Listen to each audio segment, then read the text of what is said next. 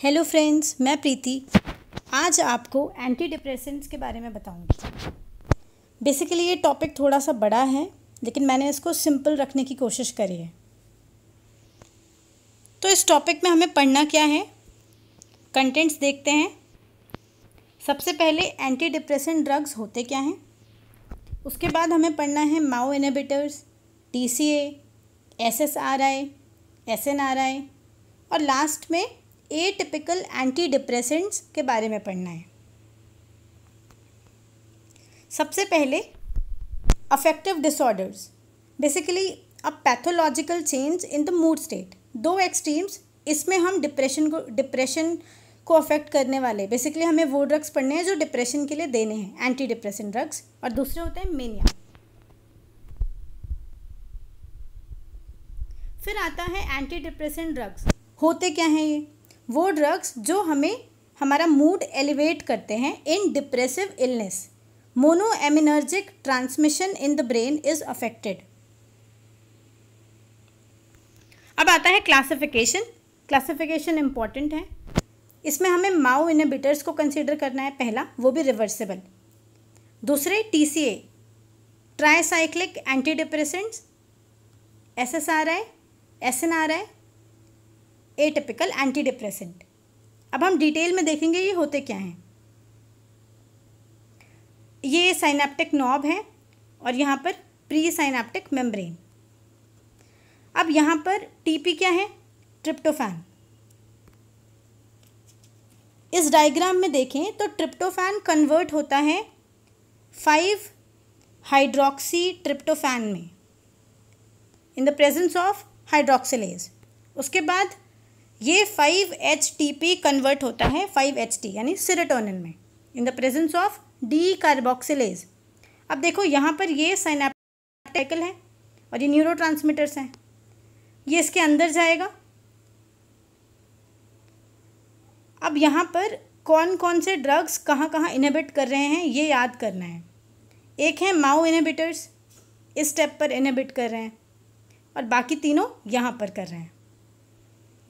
इस डायग्राम को और क्लियरली समझने के लिए सी दिस माओ इनहिबिटर्स। सबसे पहले एक मोनोअमीन हाइपोथेसिस आया, मोनोएमिनर्जिक hypothesis of depression.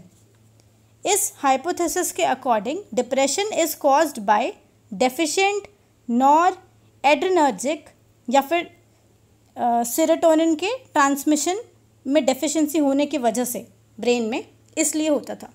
That is decrease in the monoamines in depression. अच्छा, माओ क्या है? Mitochondrial enzyme involve in oxidative deamination of biogenic amine. Biogenic amine क्या क्या हैं? एडेनिलीन, NA, डोपामीन, सेरोटोनिन, ये सब। One thing you have to keep in mind, 2 isoenzymes होते हैं, MAO A and B। B brain में मिलता है, B से ब्रेन, B ऐसे ट्रिक से याद कर लो। A बाकी सारी जगह मिलता है।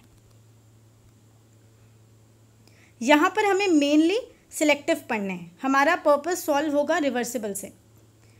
दूसरे वाले भी होते हैं नॉन सिलेक्टिव, इसमें A B दोनों के लिए इनहिबिटर्स हैं, ये इरिवर्सिबल होते हैं।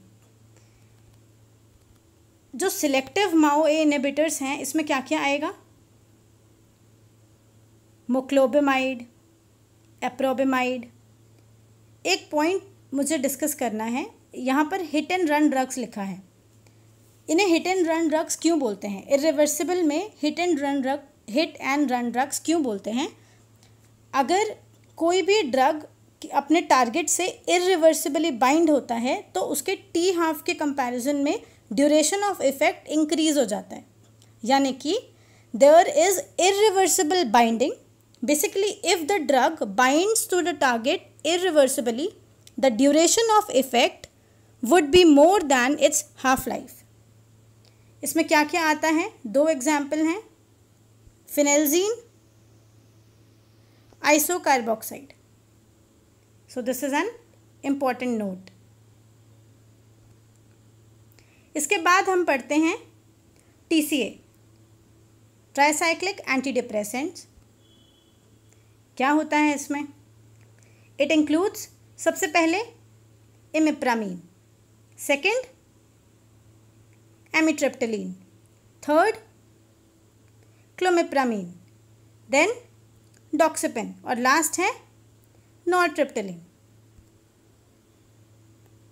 अब अगर हम स्ट्रक्चर देखें इमिप्रामीन का, याद रखना है इमिप्रामीन का जो स्ट्रक्चर होता है इट इज़ डाइबेंजोएज़िपीन स्ट्रक्चर।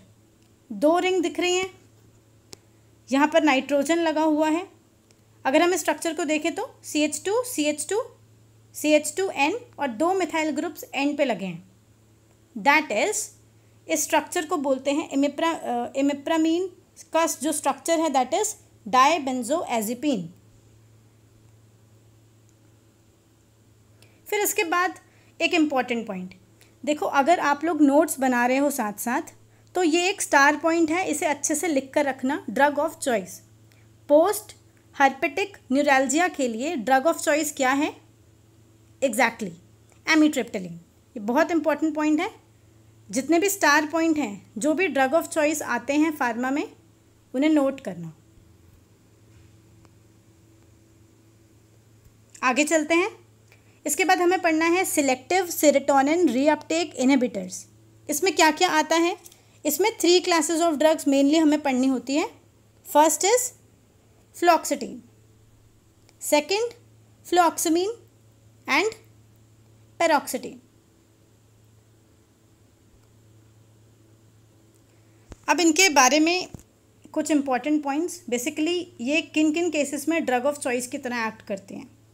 पहला depression, neurosis, pre menstrual syndrome. I am repeating once again, अगर आप नोट्स बना रहे हैं तो ड्रग ऑफ चॉइस को बहुत इंपॉर्टेंट पॉइंट की तरह, स्टार पॉइंट की तरह लिख कर रखना। At the time of revision it will help you.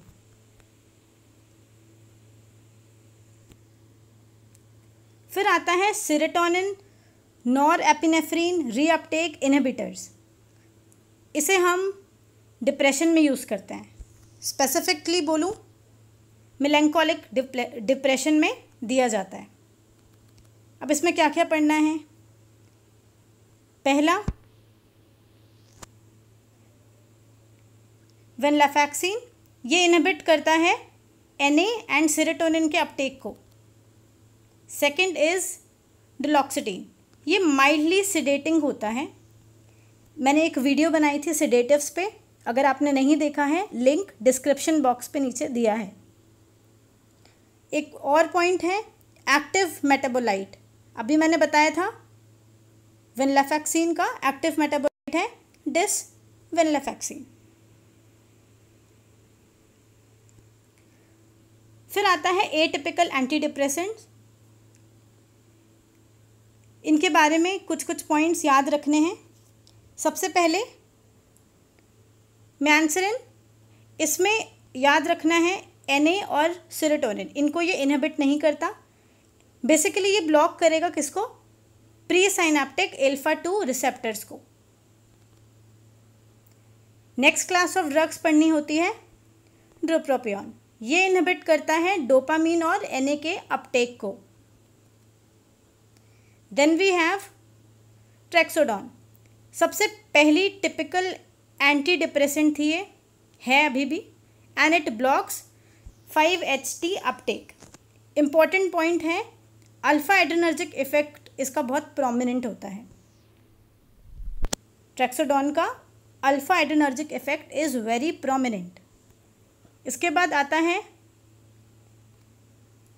मिटाज़ापिन, ये ब्लॉक करता है alpha 2 auto and hetero receptors को।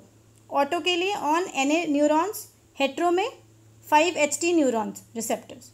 बेसिकली दोनों ही केस में क्या होगा? रिलीज इन्हांस होगा। सेरोटोनिन और Na का जो रिलीज है that will be enhanced. Last class हमको पढ़नी है एमोक्सापिन। एमोक्सापिन डोपामीन के रिसेप्टर को ब्लॉक करता है। बेसिकली D2 रिसेप्टर्स पे एक्ट, D2 रिसेप्टर को ब्लॉक करता है और Na का रीअपटेक नहीं होने देता। That means inhibits the reuptake of Na. This is all about atypical anti depressant drugs. Thank you for listening. Please subscribe and like my channel.